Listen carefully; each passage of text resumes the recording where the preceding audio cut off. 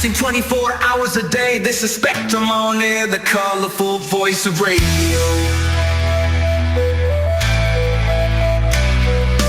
Broadcasting 24 hours a day, this is Spectrum on air, the colorful voice of radio. Don't forget, you can listen to this radio station on the Get Me Radio platform. Download the Get Me Radio app and listen on your Android or Apple mobile phone, and a whole range of TV apps such as Roku, Fire, Android and Apple TV. You can also listen on Alexa and Google Home devices. Just search for Get Me Radio. Download the apps and listen to this radio station on your favorite devices.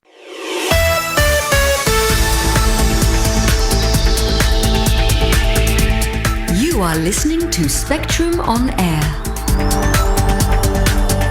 the colourful voice of radio.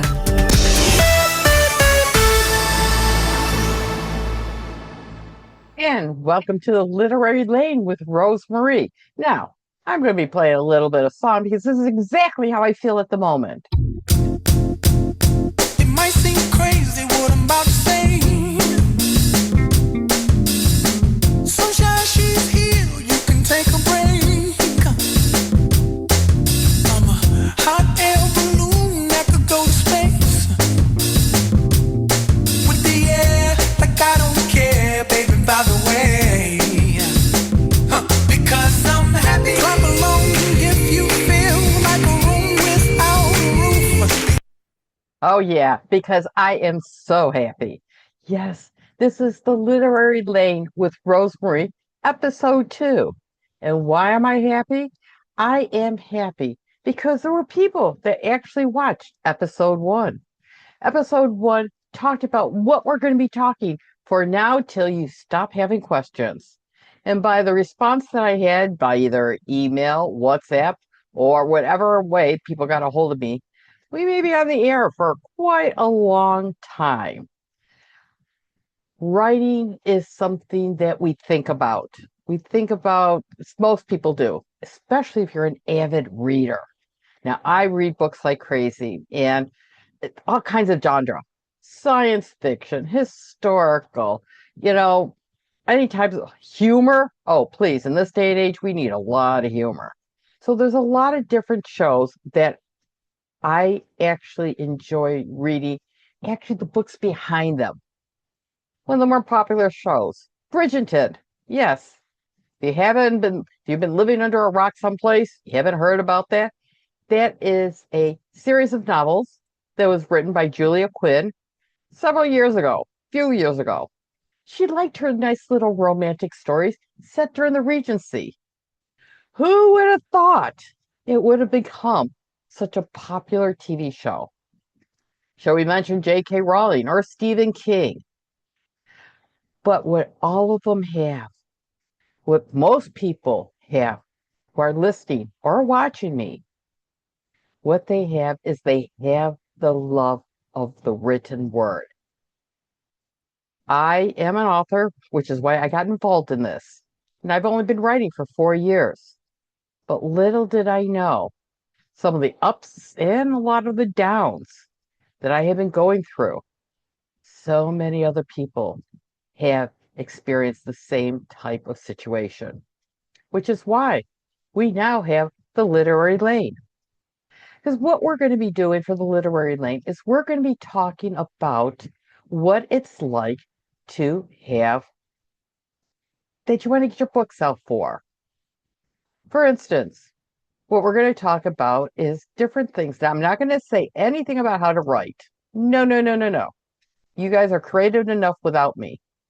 But what we're going to talk to is published authors, different publishing houses, and marketing experts. What do you do after you get done putting the end, figuratively, not always literally, at the end of your manuscript? Whether it's in fiction, nonfiction, I can go through the whole type of different genres. What you're writing is personal to you. Now, the interesting thing about writing a book and getting into this world of getting your stories out there, the experience I've had over the last 4 years is even though there's a lot of books out there and they're being published more and more every day, it's not really a competition. Like you're not competing for the same role as a movie star or on television or even on radio. What you do is what you write something, especially if it's from your heart. There's a few people that try to do a little AI stuff in there. We will talk about that later.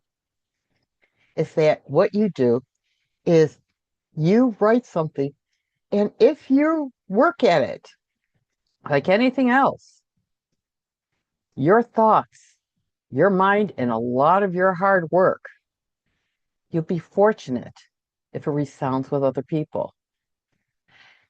Yes, we want to make a lot of money. Oh, yes, I would love it if somebody came to me and said for one of my books, we're going to make it into a movie and you're going to make millions of dollars. Yeah, I'm thrilled over that. However, I started writing because I enjoy it. Doesn't mean you can't make a career out of it. How many times have they told you? If you want to be a successful business person, take your hobby and make it into a business. So, once again, I'm going to answer a bunch of questions that I have received over the last week since I did episode 1. If anybody has any type of questions that they want to contact me with, feel free to email me. Now, if you're watching us on television, on the TV screen, and we will talk about different ways you can view us, you can see on the screen with me, email me at Rosemarie, all one word, at quillandmike.com. Rosemary, because it's my name. Quill and Mike, because writing, broadcasting, and .com, because I want you to get it to me. So questions, thoughts, and particularly if you want to share your experiences with me, because I will be talking to over the next several months, I've got them lined up, publishing houses, published authors, marketing people. We're going to be talking to all of them to help you get what you've worked so hard at out into the field. Yes, when I wrote my first story, I was thrilled that people bought it. Unfortunately, most of it was my family and friends. But when I finally got somebody that was not related to me, that I did not know, actually read my stories and said that they enjoyed it. Folks, you know what it feels like to be validated. And that's exactly what it was. Oh, I am not going to be any genius writer, despite of what all the scam people want me to believe. Yes, we will be talking about all those little scam artists that are going to be coming after you because you want to write your book and get it out there. But I enjoy it and I'm learning from it, which is what we're going to be sharing for this next hour. So, what we talked about that really resounded with a lot of people last week is you've got your novel, your manuscript. Don't care what it's like, it's your manuscript. And you're close to being done. What comes afterwards? How do you know how to market it? How to publish it? Not marketing. Marketing is a whole separate thing. We'll talk about that in a second. But how do you publish it? Because this was the number one question I had over the last week. I'm going to repeat myself a little bit. Now, each one of these shows will be repeated, which is going to be repeated on one of the channels that you're listening to. We'll talk about that. But it's also going to be put on my YouTube channel, which is at Rosemarie Voices. So if you missed my first episode and you want to see this episode again, go on my YouTube channel. YouTube channel is at Rosemarie's Voices. And you will see that then. If you are listening to us now or watching us, you can see us on several different platforms. The platforms that you see us on is so easy to get to. The easiest way is because we're on visual. So some people are seeing me. You can hear me.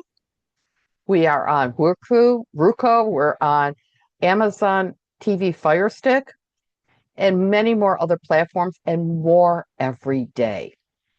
So, easiest way to pick out your favorite platform is to go into Spectrum on Air, www.spectrumonair, all one word, .com.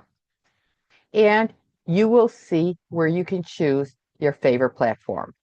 Click on one of them, and lo and behold, you will get me. Not only will you get me, you're going to get everybody else that's on Spectrum on Air. Spectrum on Air is the television station and radio station that is sponsoring all these shows. So, what we're going to talk about first. Oh, I got her ad on there. If you want to repeat, this show is again on Monday at 3 p.m., any of your favorite platforms. So, let's go back to where I was originally thinking about. And one of the things when I got done with my story was, how do I get it out there? I am not in the publishing field normally. To be perfectly honest, my degree's in computer information systems. I'm an IT geek. So I was starting from scratch. Now, what there are is 5 primary types of publishing agencies. There's the traditional publishing, self-publishing, hybrid publishing, vanity presses, and what we call is university or niche presses. I'm only going to go through these a little bit. If you want me to go into in depth, it's on episode 1. Check it out on my YouTube channel. Traditional publishing is what we're all familiar with. Random House, Penguin, all of them. Traditional publishers are known for nurturing new writers. You send your manuscript, not the whole manuscript. There is a book that comes out, probably can get it online now. I haven't looked at it because I haven't got it in a while. You get it every few years. It's every single publishing books and magazines in the world, literally. It's about this thick, easily 3 thick. And I use it usually to prop things up with. But what it does do is you can pick out what genre you're writing. Are you writing science fiction? Are you writing romance? Are you writing specific niche ones? You can look in there and find which publishing companies would be open to it. For instance, and I'm going to just use this as an example, you love writing country and westerns. You like the cowboy boots, the whole thing. That's your thing. Fine. But generally, don't try selling it to or sending it to a publishers that deal with sci-fi. Once you find out what publishers will do it, either you can look in this book, which could be outdated by the time you buy it, or you can look it online, which is always current, mostly always current.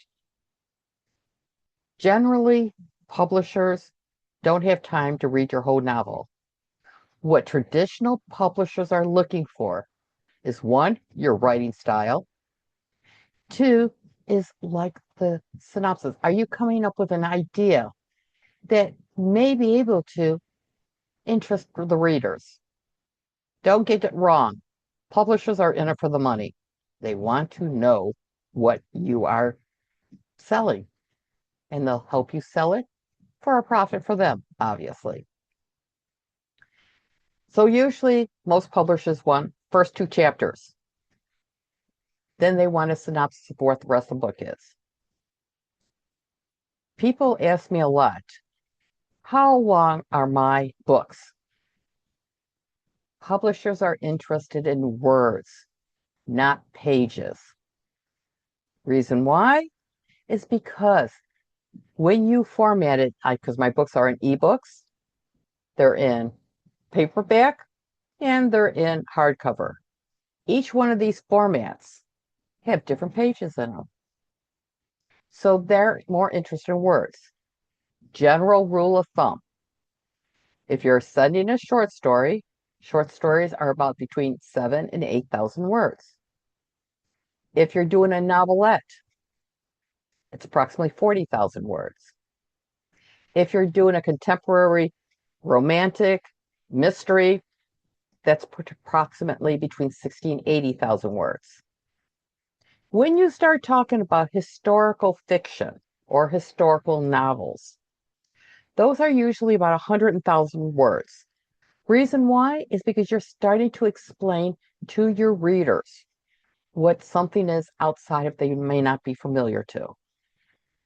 When you get into sci-fi is approximately 120,000 words because they will not only come up with different planets that you've got to describe, something that's totally foreign to most of your readers, hopefully, if you've got great ideas, but sometimes they include different types of languages. So all of that together makes up what publishers are looking for. Saying that, I'm also going to be following on trends. We'll talk about that, which is the audiobooks and AI books. There's so much into this world of publishing, which is why the Literary Lane with Rosemarie is here to help you through all these little trials and tribulations that may sound unfamiliar to you. So traditional publishings don't read as many books as they used to. Why? Because like the trends of everything else in the world, the publishing world is changing. Self-publishing. Self-publishing is the most current way most authors are getting their books out. Traditional publishers only publish a fraction of what's being sent to them. Self-publishing is you generally can get your book out. Yes, you can get your book out, but whether it's good or not, that's up to you and what you want to do with it. Self-publishing is where a company will take your book and they will do what you want to do with them for a fee. I'm going to use an example of KDP, which is an arm of Amazon. Now, saying that, there's many more out there. I'm just using it as an example. I am not going to tell anybody whatsoever to do anything. All this show is going to do is give you options. How will you determine it? It's up to you. And feel free to let me know if it works or doesn't. Self-publishing, as opposed to traditional, self-publishing gives an author a chance to keep everything they're writing. And I'm talking about the intellectual content of it. Traditional publishing, you signed a contract with it. And depending on how the contract is, how much you've read about it, how excited you are over it, it can range from a nice little flat rate that you get for it, and the publishing company gets everything else. So if they decide, oh, this would make a good movie, they can change it around any way they want to, and you would not be able to say anything to it. That's putting publishing houses in a bad light. It's good and it's bad. It depends what happens to it, but that's what they can do with it. Self-publishing, everything is up to you. If you want to change it, if you don't want to change it, if it gets another deal, that's strictly up to you. Nowadays, traditional publishing houses actually look at all these self-publishing books. And if they say, and I'm using this as an example, if they say that this person here sold this book and they've got over 5,000 readers for it, they will come and tentatively knock at your door. Why? Because of the fact you've shown that you've got chops to be able to write and people are there that want to read it. Okay. Traditional, you have a bigger audience. They can promote you better than doing it by self-publishing. Self-publishing, you can put your books on different types of platforms for nothing. Just put it up there.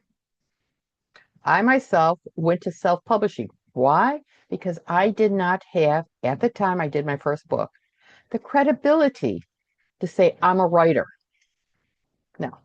Now I've got 3 books. My 4th book is going to be published in another couple of months. Now I can say, okay, I can illustrate that I can write a book and I could write it on a schedule. So at this point, I can go to a traditional publisher and say, I've done this. This is what the results are. Would you take me on as a client? Once again, it's what you want from it and what do you think you can get as return. Self-publishing, there's quite a few people nowadays that are taking self-publishing and elected to go to that route with no other decision on it. They feel that they're more in control of their writing career. There's a couple of people that have done that, have done it very well, very successfully. One of the people I'm telling you about, one, I happen to be a big fan of her writing. I love her stories. So it does not say you have to go out there. I'm just talking about her business model. And she's one of the people that decided to stay with the self-publishing route. And her name is Jodi, Jodi Taylor. You can look at her up. There's a couple of things that she's done that I said, because I right now am going through the self-publishing route. And she had some really good tips and techniques there. You can always learn from others.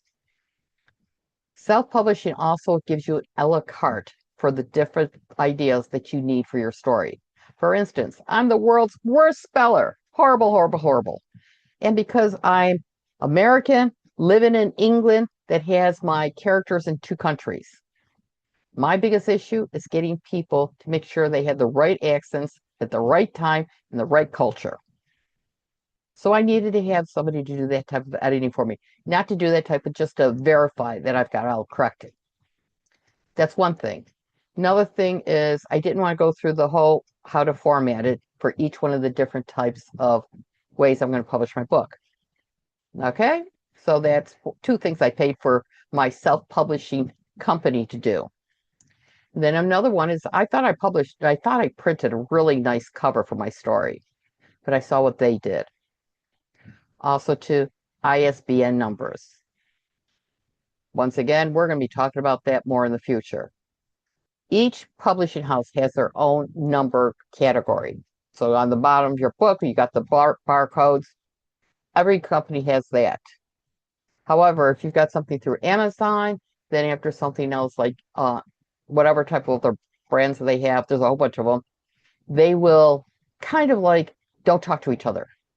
You get an international one because my book's being sold in 12 different countries. Then after you can have your book, you can have the ISBN number and you can get it from any bookshop. They can order it and they can get it in for you. There's pros and cons. Like I said, there's so many things that we can talk about for writing on the literary lane, which we will be doing, and we will be talking to professionals. Hybrid, combination there of both of them. Vanity books. You write a book.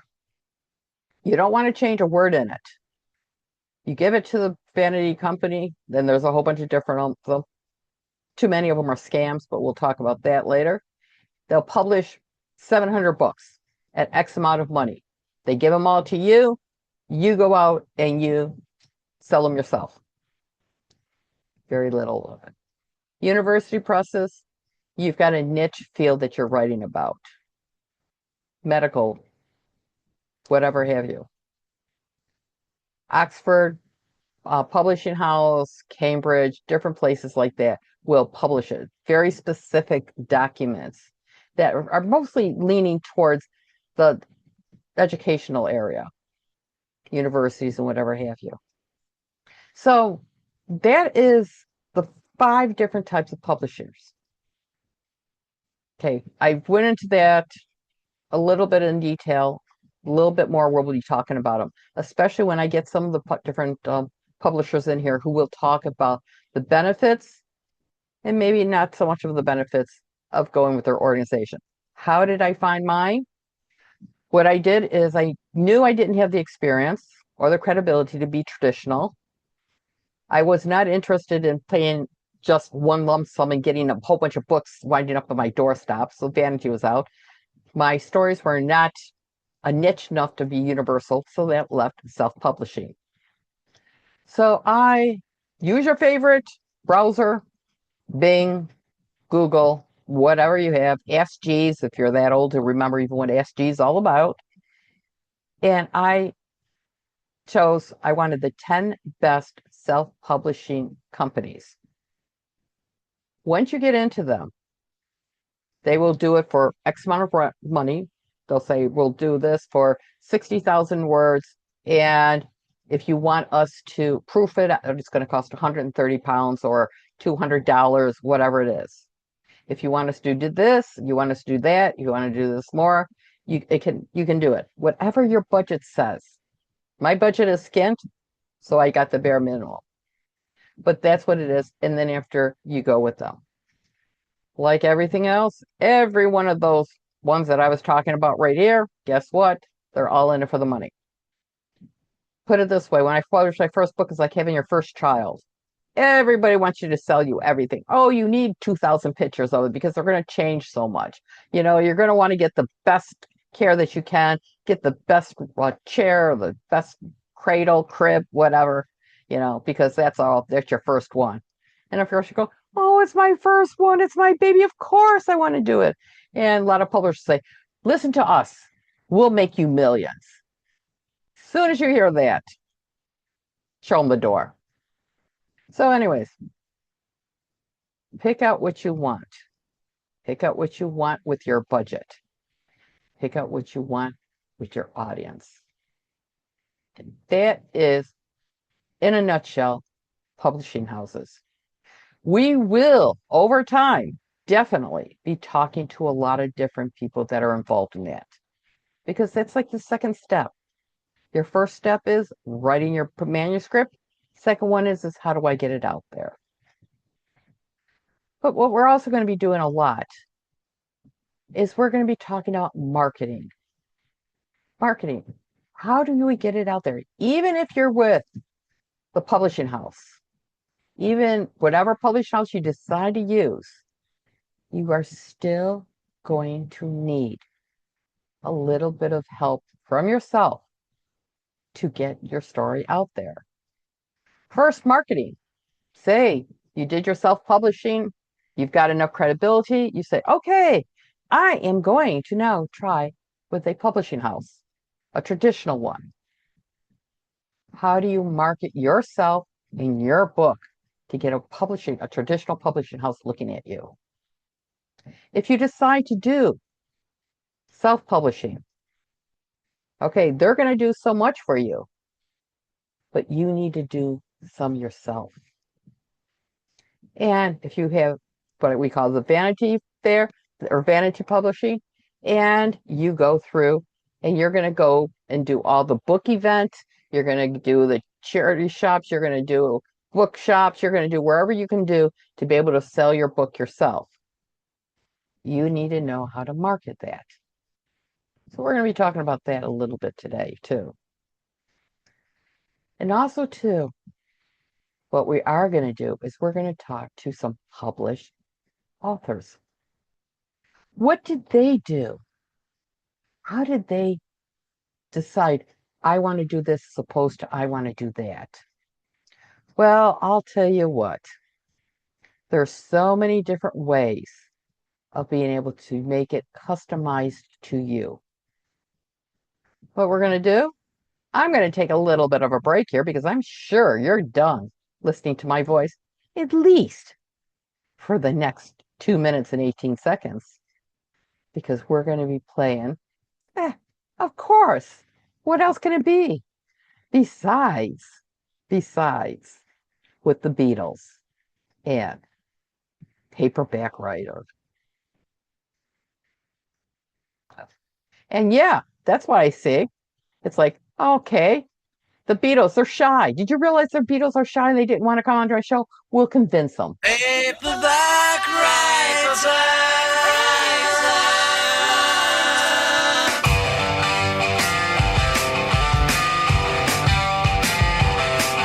You sat all night and when you read my book, it took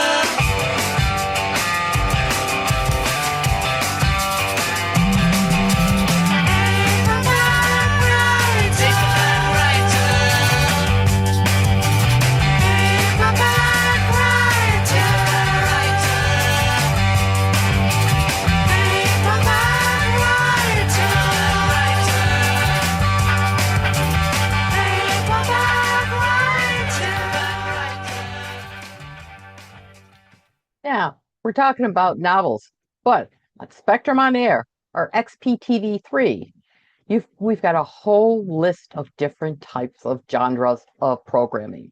So not only do you want to listen to The Literary Lane with Rosemarie, but I also have a Sunday show called Extra Time with Rosemarie. It's about people who have passions on every type of lifestyle events that's going on. We have entrepreneurs, we have entertainers, we have people that work for charities that work really hard to help people, not just in your local community, but from around the world. And I do talk to people from around the world. So that's on Sundays at 1 p.m. on one of your favorite platforms, which you're listening to. But we also have all kinds of genres of music. XPTV3, people have asked, what is that all about? Well, let me explain it, because it is a little bit of a marketing technique too. XPTV is a station. It's the ownership of several stations. Imagine this. Now, people are listening to me from around the world, so I'm just going to pick this one out. BBC. BBC television, which most people have heard about, have channel 1, 2, 3, CBs, etc., etc. Okay? XPTV has been in the business for about 10 years. And now they've got channel 1, channel 2, and Spectrum on Air is now channel 3. What is Spectrum on Air? Spectrum on Air started out as a radio station. It still is a radio station. But a couple of years ago, they decided we want to dip our toe into the world of television and streaming. So we started off is January this year, and now we've got XPTV3 channel. So once again, Spectrum on Air has a wide variety of music, talk shows like this one, interviews. We've got it all there. So check it out. Easiest way to do it, once again, is to key in into any device you have, www.spectrumon.com. Sorry about that. And it will have a list of different platforms. Just click a button, which one you want, and you'll see XPTV3 live. Means yes, you will be seeing me live, as opposed to me seeing me dead. I'm sorry. Every time I see that live, I keep saying, no, we're not going to draw out any dead people. It's real time. Mistakes and all. This is not a podcast. What you see is exactly what's happening in real time. So if I make an oops, I am not going to be able to pull it back and replay it again, because your guys are hearing me and it is being recorded. Getting back to now, different things about the publishing world. One of the things that number one question I had was about publishers. Okay, how do I get publishers? How do I get my... But however, what we did have is these were the top tips, the top questions I got over the last week. 1, starting your novel. So many people have come to me, how do you start writing a book? Second one was choosing a publisher. And 3, tips for marketing. The tips for marketing is because a lot of people at this point who question me have not finished or even started their first manuscript. We talked about choosing a publisher. That's done for the time being. Starting your novel. There are so many ways of starting your novel. For me to say just one would be very erroneous. Starting your novel, you probably will not get into how it works for you till after you've been writing for a while.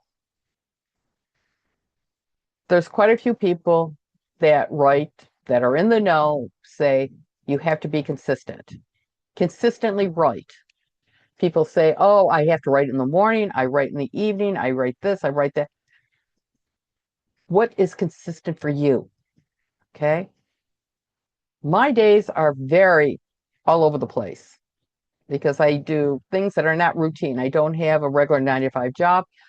My children are all grown up and I am single. So I can pick and choose, but that also gives me different things that I've got going on in my life. So I couldn't find that working late at night or early in the morning or during the lunch hour works for me. However, think outside the box. Think about what works for you. What works for me is I will look at my week, 1 week, maybe 2 weeks in ahead. And I say, okay, Monday, I've got to go to the dentist. I've got to go drop some stuff off at the post office. I got to go grocery shopping, et cetera, et cetera, et cetera. You know what it's like being a busy person. I have yet to make enough money to be able to afford a housekeeper. That's a joke. Hopefully it will never. I hope I can get some money sooner or later. But getting back to what I decided to do is I picked a day of the week that I devote to writing. For instance, Thursday, I don't have anything going on. So that will be the day that I do research, proof out what I've already done. And because I'm not an idiot, I'll call up and ask one of my girlfriends, hey, how would you like to meet up for coffee? Because you just can't do one thing all day long without losing your mind. So for me, I pick out days that I'm able to do what I need to do. 1 day a week, 2 days a week. And if I have a really good week, 3 days a week. But that's because people that, if you're saying you're going to write, and if you're working from home or whatever have you, chances are going to be the majority of people in your life, and I do know this for a fact, will think, oh, she's just writing. Rose can come out and have coffee with me. Oh, she can go to dinner. Oh, can you watch my kids? I have to go someplace. It's only going to be a half an hour. Just a half an hour. You can do that. But people that do not write do not understand how difficult it is to write. Do not realize that getting up and going over and watching children or doing something for an hour or 30 minutes disrupts the flow, especially if you're really into writing a particular scene or an outline. That's why I have to do what you need to do. Anyone that wants to be a serious writer is to have to learn how to say no. No, I'm sorry, I can't do it today. You can soften it up by saying, can we do it tomorrow or can we do it next week? But you've got to learn to say no. Believe me, that's why my first book took me months and months and months to do. Because I would feel guilty and say, oh yeah, of course I can, of course I can. And I was keep procrastinating. That's one thing I do for starting a book. Pick a time that works for you. Another thing, there's so many people that say, I'm going to write 2,000 words a day. And I'm just using as an example, 2,000 words a day is a lot of words. But 2,000 words a day. Okay, I'm going to do that. I want to get my 80,000 word book done in X amount of months. And I'm going to work 2,000 words a day. That means I can be on my deadline. Problem with that, and I know because that's what I did with my first book, is, oh yeah, I had a lot of bad habits, is I'd have to skip a day because something unexpectedly came up. So I'll make that up next day. But then after something will happen and I have to make it up then. Then all of a sudden, I've got all these words that I'm supposed to be writing that I never got down there. And then it seems like a huge task. Oh, I'll never get these words done. Then I start feeling bad. I feel terrible about myself. So be good to yourself. Pick out a specific time that works for you. Say, I'm going to do this. Tell everyone around you. Turn off your phone, or at least put it on silent. Turn off the television. These people, you're not in university anymore. You're not in college anymore saying, oh, I can do my homework and watch television at the same time. It doesn't work. And, right. Now start your novel. Page 1, chapter 1, book 1, first word. Don't expect to sit down and write it all the way through. Because in most cases, it doesn't happen. I have folders in my laptop because some people do by hand, but I write by my laptop. on my laptop that I'll have an outline, vague outline. It's not in depth. But if I think of a scene, especially if I'm walking, because I do lots of walking, or driving, I'll think of a scene in my mind. I'll write it down and I'll put it in one of the folders so it fits into my outline. That, and then when you sit down to write, all of a sudden, all these different little writing scenes that you put together seems to work. As I said, book number 1 was tough for me. I come from an IT background. I was very matter of fact about the words I use, very precise. What I was missing in my first book is the emotions to go with it. Emotions. The emotions that make the people want to read and find out what's going on with your character. And that is something I had to really struggle with through my first book. The ironic part about it is a lot of people that have written, a lot of publishers said they wish they could rewrite their first books over again. Eventually, that's what I will do. Traditionally, what they say is if you're still got your first book out there and you haven't, and you want to reset it again, you want to resell it, this is a good time. 5 years. 5 years after you write your first book, if you want to rewrite it, that's a good time to do it, and that's what I'm looking forward to doing. Is rewriting a book. The plot line's great. It's just the characters are a little bit stiff.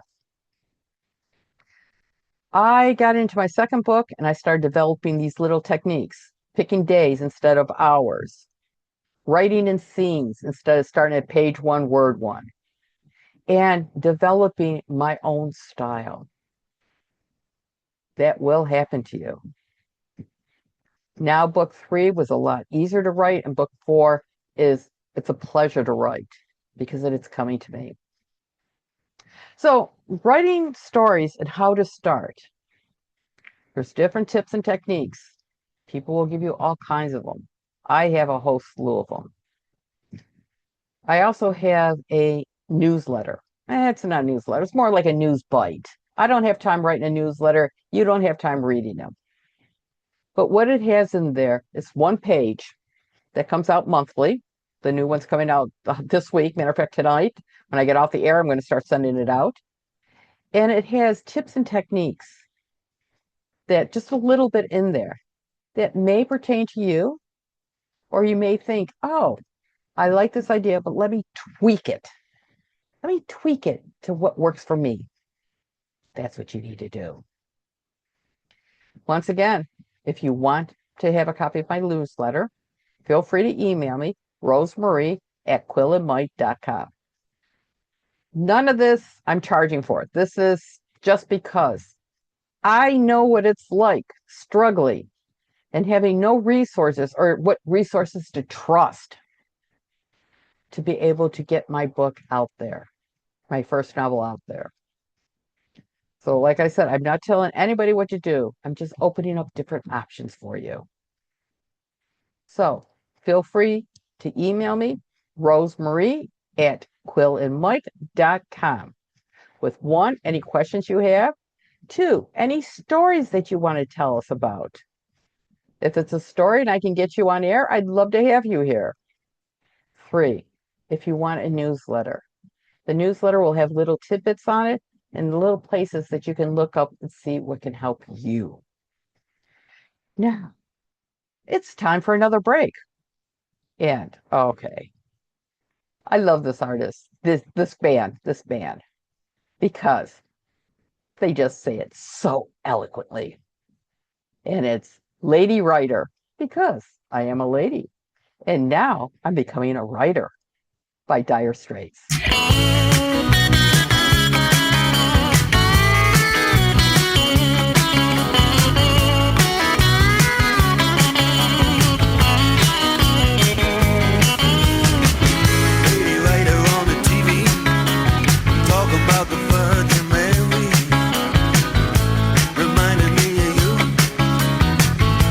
Expectation left to come up to, yeah. Lady writer on the TV. Yeah, she had another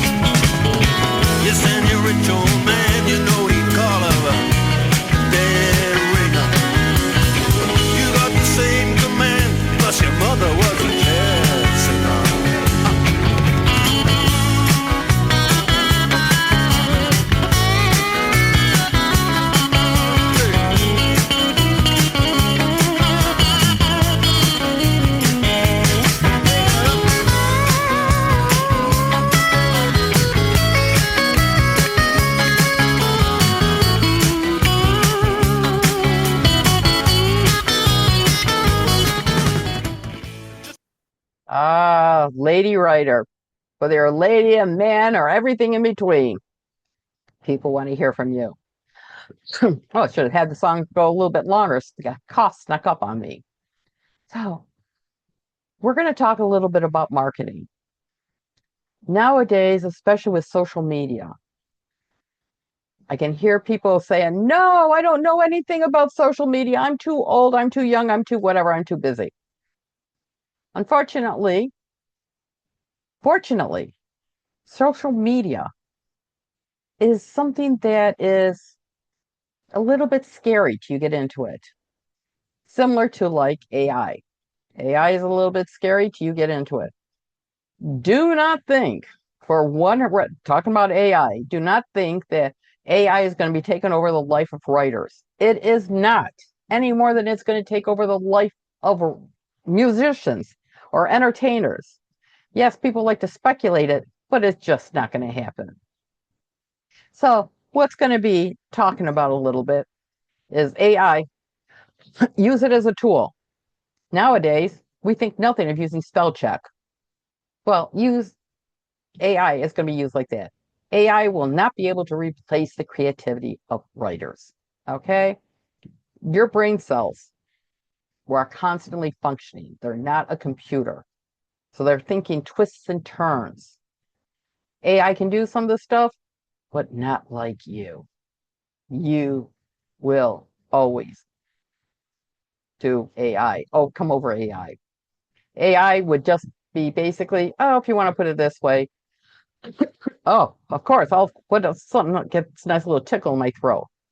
Well, I'm going to put on a song real quick so I can have a cough without interrupting you guys' listening skills. So this is going to be, oh, Mr. Writer. Hey, we did Lady Writer. Why not do Mr. Writer?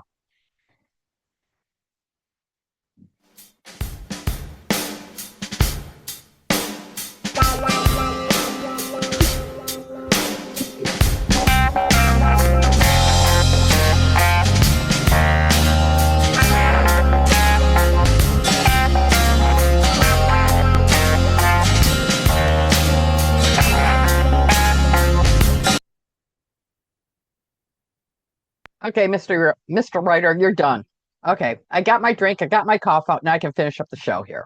Okay, we're going to be talking not only to marketing people, some of the best techniques, but we're also going to be talking about how to use social media. Social media is something that once you get used to it, you do it once or twice, you can totally understand why it is so beneficial. People don't need to get, yes, it'd be nice. I had a company that wanted to publicize my books. Okay. I don't know where they think I was getting the money from, that they were going to put me on Times Square or Piccadilly Circus on one of those huge screens advertising me and my books. Are you kidding me?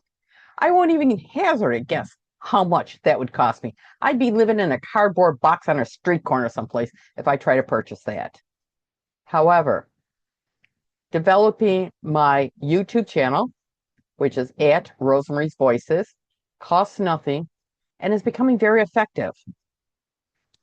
Also, too, Facebook, whatever you think about any of the people that run these organizations, and there's many of them out there, they can work for you. You will also learn social media is doing book launches. I'm going to be having my book launch. I didn't do a book launch for my first book. I'm waiting for book number 4. Why? Because I wanted to show that I'm a credible writer. So in October, I'm going to be having my first book launch of all 4 of my books. 3 mysteries, 1 romantic. Okay, what can I say? I can't keep killing bodies all the time. So we're going to talk about all those different aspects. Book events. There's lots of books events out there. Which ones you might want to, where you discover your own style. And yes, I recommend highly, and I can give you some tips and techniques of being able to do sound bites. Whether you go to a traditional publishers, whether you go to a book event, whether you're doing self-publishing, you're going to a bookstore, any of those types of environment, you need to learn how to talk about yourself and your books, but in short sound bites. I'm here for an hour, but I can give a sound bite in about a minute or 30 seconds of who I am and what my book is all about. We will talk about how to do video recording. You do not need hundreds of dollars to get video recording equipment. You can get what you can afford, and you can come up with quality merchandise, quality ways of being able to illustrate what you're doing. So write your book, write your novel, do what you really want to do and love. That's primarily. Take it. Take your stories. Breathe life into them. Let the world know the creativity that you have inside. Because it is, the world wants to hear. They really do. We're also going to be talking about in the future how to do audiobooks. That's my next project. I am going to be recording my books. Do I record them myself? Do I hire somebody else to do it for me? What's the pros and cons? What's the expense? Once I record it, how do I get it out there? There's also another thing because the publishing industry has changed so much over the last 15 years particularly, and it's going to constantly change. So I like keeping my thumb on the pulse. For instance, some people are electing to go bypass the written word itself and go straight to recording their stories. Can it work?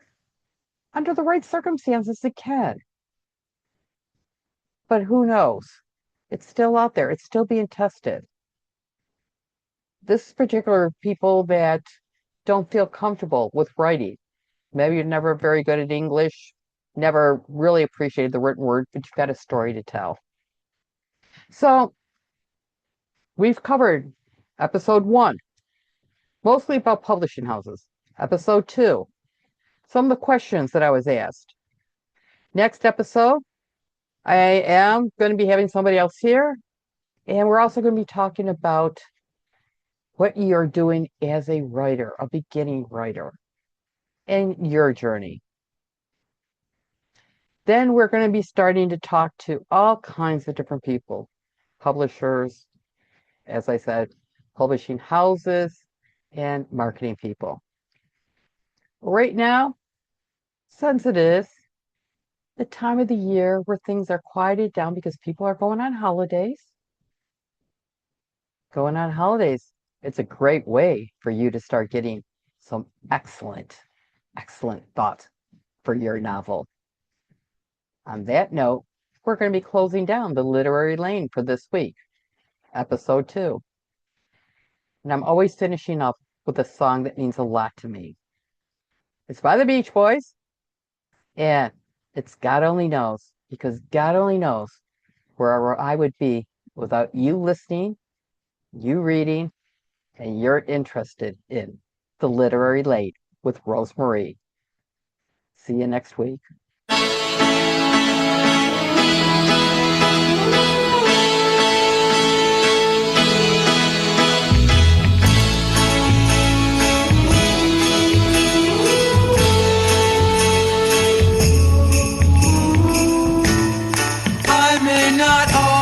Love you, but long as there are stars above you, you never need to doubt it. I'll make you so sure about it. God only knows what I'd